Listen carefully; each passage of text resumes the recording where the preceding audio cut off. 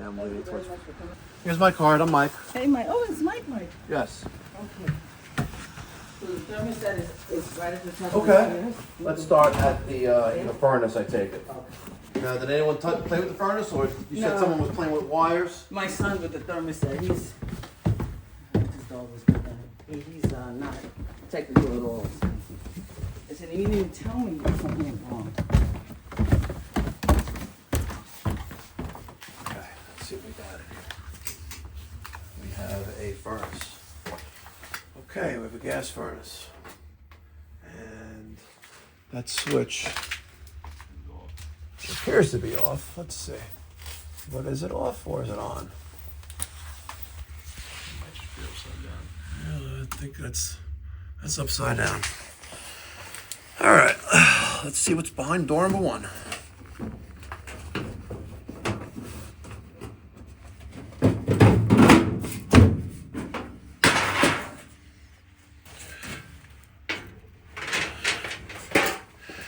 Okay, let's play a game. Oh, I owe you $25, by the way. Let's play a game called Name That Part. High limit plenum sensor, flame sensor, hot surface igniter, pressure switch, inducer assembly, gas valve, rollout switch, rollout switch. So far, so good? So the first one was... That senses what temperature it is inside the, I guess, the part where the heat exchanger is, which is part of the plenum, or the space where airflow moves around. We heard a little click just that second ago. I'm going to take off that door as well. And we have a piece of gas flex here. What's up with that, by the way? That's the reason why drip legs aren't allowed in New York City anymore, see? All right, we have a door switch. We have a light solidly on. And we have a solid green light. Nope. One flash.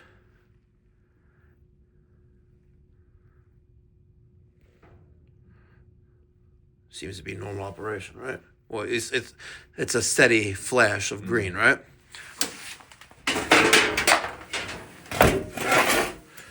Legend. Error codes. Slow green. Normal operation. Right? Mm-hmm. So, we're going to go to the truck.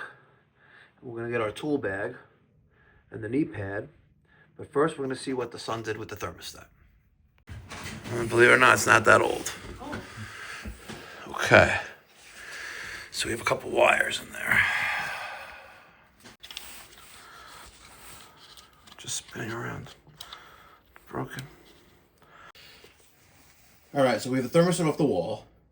And the wires, some of are disconnected. We didn't talk about this, though. See that little thing right there? Mm-hmm. That's the door switch.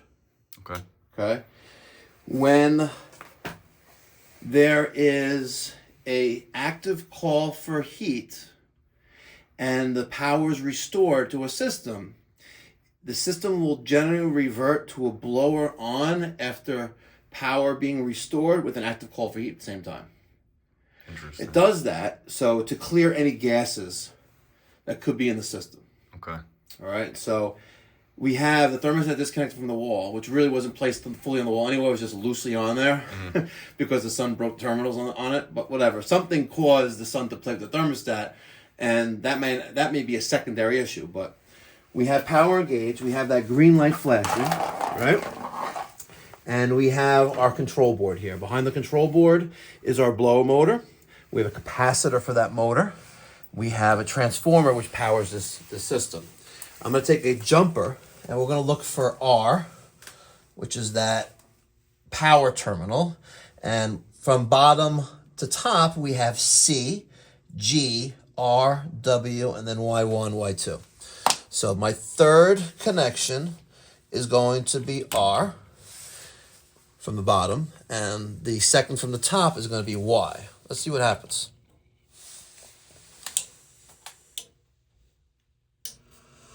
Okay, right now, inducer assembly powered on, creating pressure that the pressure switch is going to sense.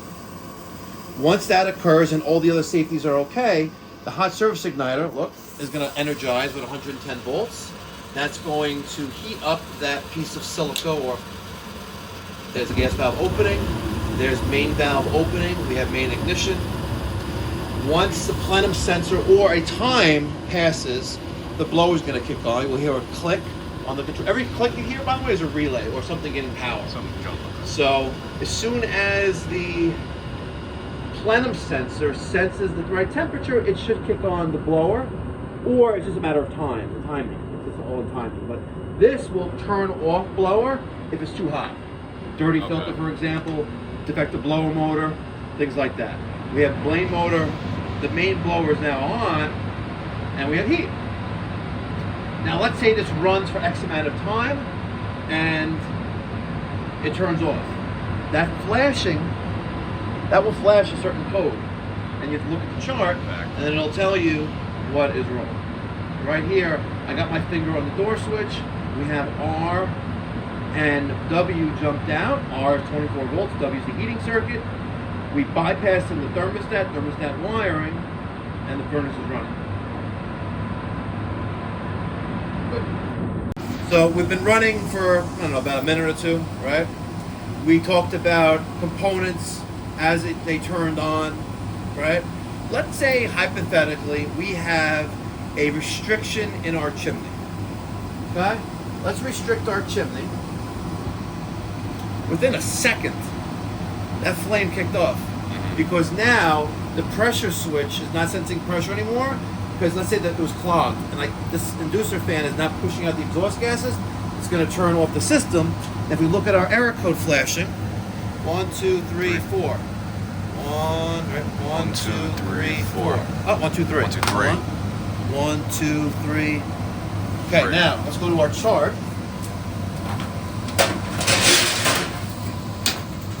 Let's go to 3 flashes. What do we got? 3 red, pressure switch stuck open. Okay, so the pressure switch is open, right? Because it's not connected. We to it. disconnected it. So now let's reconnect this. It may or may not cooperate now. Let's see. There may be a power cycle there, or may not.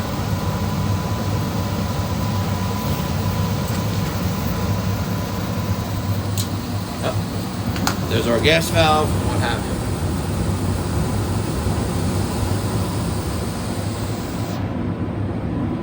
Let's talk about now. Since we're talking about pressure, because you're going to see a lot of that. Mm-hmm. Let's talk about pressure.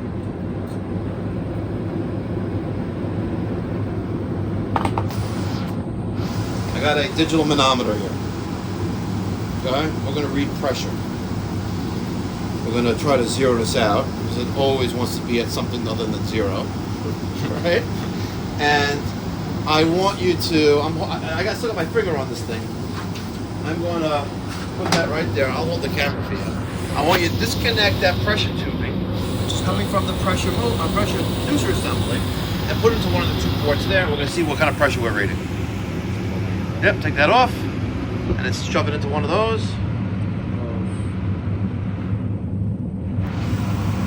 And we have 1.3 inches of water column. Not a lot of pressure there, right?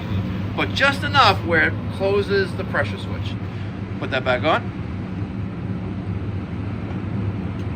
Okay, it's going to sense that pressure again, and we're going to go back to normal shortly thereafter. There's several error codes you can get here. That is one of them, the 3 flashes. Another one is, pull that thing and look at 4 flashes. And they're generally the same. 4 flashes is limit switch open. What are limit switches? We mentioned it earlier. We have a rollout switch and another rollout switch. High limit plenum sensor. Those are limit switches. Okay? Yes. Now, let's say hypothetically, it's not a good example. I was going to say, actually, pull that orange wire off with a pair of needle nose carefully. You want to pull straight up. It may be hot there, but just make sure you don't break anything in the process. You may need to use your needle nose. Okay. And now, The flame went off again. Okay. We have a flash. What was happening? Hot surface igniter. Now watch what happens. Main ignition.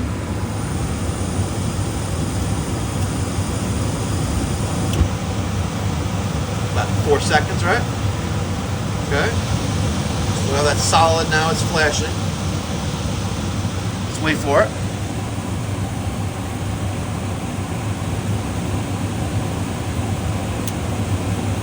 We're gonna click. There's our hot surface igniter again. This is attempt number 2.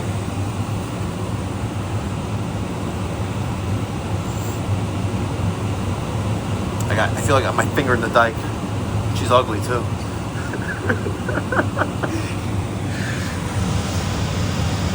This is what gets me like not sponsors on YouTube if I say stuff like that. But I keep it real though. Yeah, but the sponsors like Field Piece and like the big companies, they don't like that. Okay, then now it kicked off again. That was attempt number 2. It's not fun holding my finger on the pressure switch. It's not. Okay. Let's see. How many do you think it's going to take before it decides to give up? Oh. 1. How many flashes we got there? Oh, no, it's trying again. Look at that. But the blower kicked off. Blower kicked off. Temperature went down.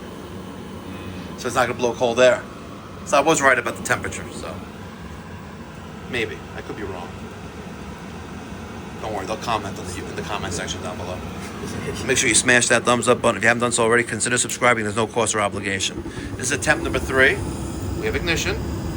2, 1, 0. There you go. Light.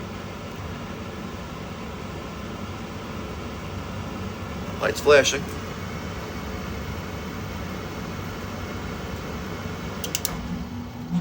Okay, we have a red error code.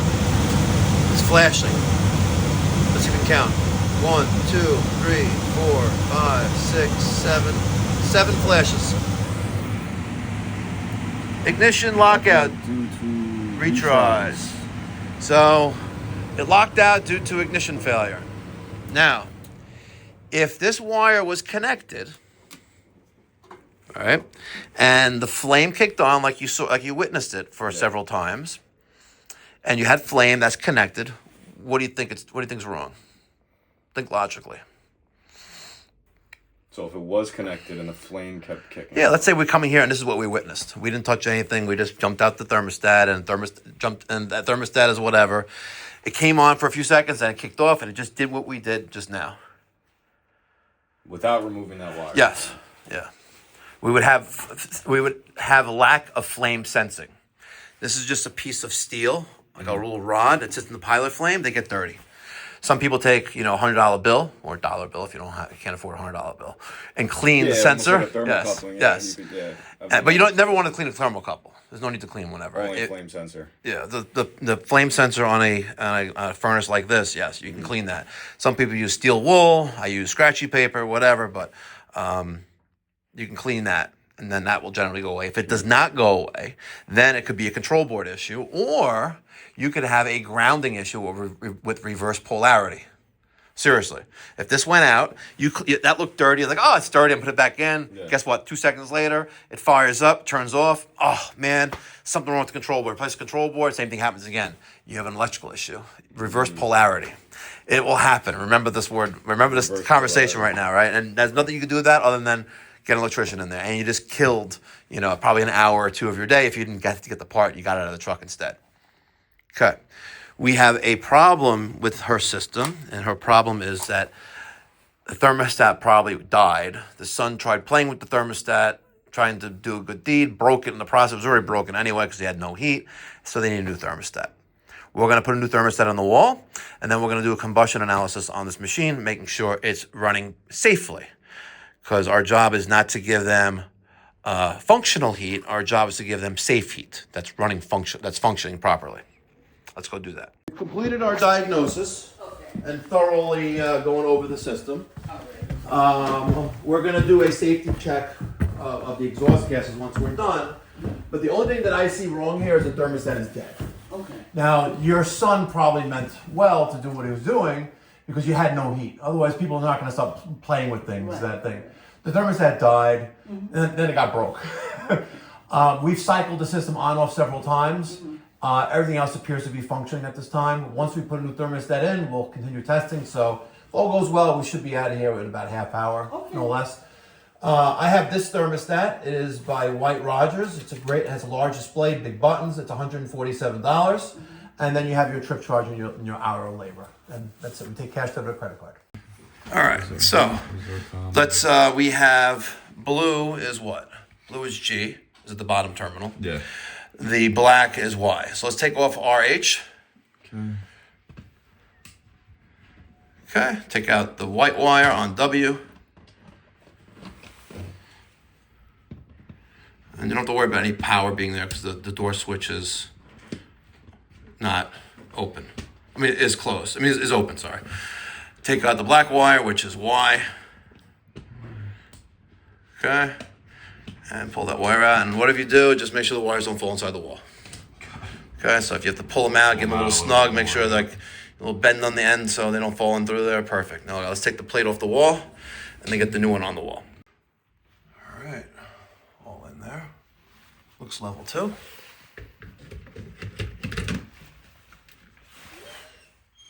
Oh, poor puppy. Heat. I know you're cold. We're going to heat you up soon. Let's just hit hold. Click is the thermostat heating relay closed. And now let's go to the furnace. Bottom. Oh, top one.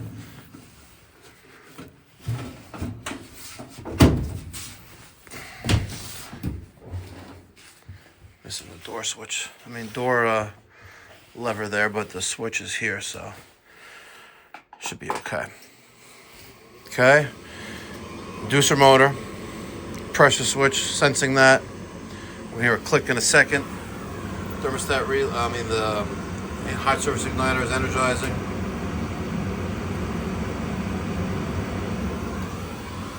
Gas valve is going to get 24 volts. In main ignition, flame sensors sensing that flame allows the gas valve to continue to get 24 volts. And then once it heats up, the blower motor will kick on. Next is combustion analysis. All right, we have our service tag on the furnace with what we did and today's date. Combustion analysis in progress. We drilled a hole in the 5-inch flue. Wow. And have our probe in the middle of the flue pipe. There's our results right now. It is what it is. Missing drip leg on relief valve. Temperature and pressure relief valve on water heater. I'll make note of that. Let's clipboard this and we'll print the results. Here's my results. I just sent Nick to the thermostat to lower the temperature so the furnace will turn off. Let's apply the brand sticker where it belongs. The flame just kicked off, so we know that that is functional. Our sticker's on there. Valve tags on the gas for the furnace, gas for the water heater supply valve, and our job is almost complete. All right, the blower turned off. We're now going to raise the temperature of the thermostat to make sure that it's communicating properly with the furnace.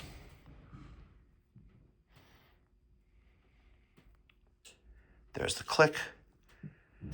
There's the inducer assembly turning on. Pressure switch is being proved and being held closed. Hot surface igniter is getting power, 110 volts. And by the way, we can ohm out that hot surface igniter, and it should be in like the 40 to 80 ohm range to make sure that's good. There's the click of the gas valve. There's main ignition. Flame sensor is sensing that flame and keeping the flame on.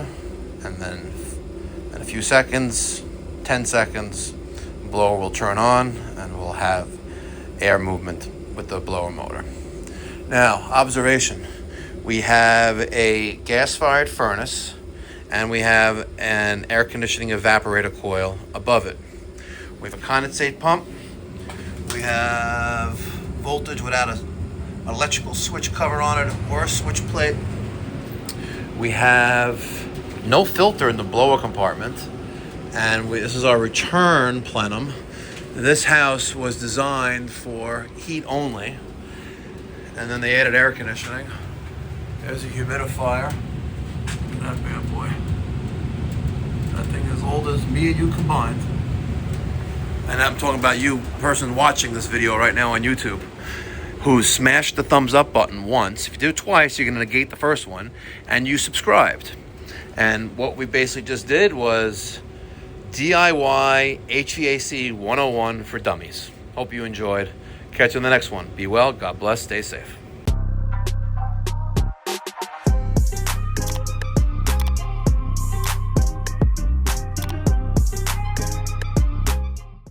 Now, I'm going to do what I don't normally do on this channel. We're going to talk about pricing for a minute, okay?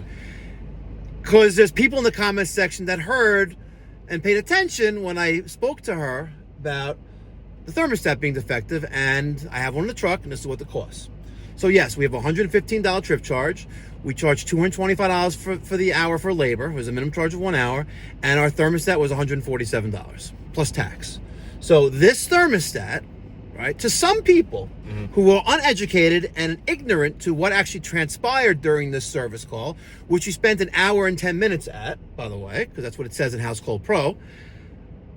To some, I charged $530 to replace the thermostat. That cost them, they're gonna say it, $50. Oh my God, Mikey Pipes, you're ripping her off.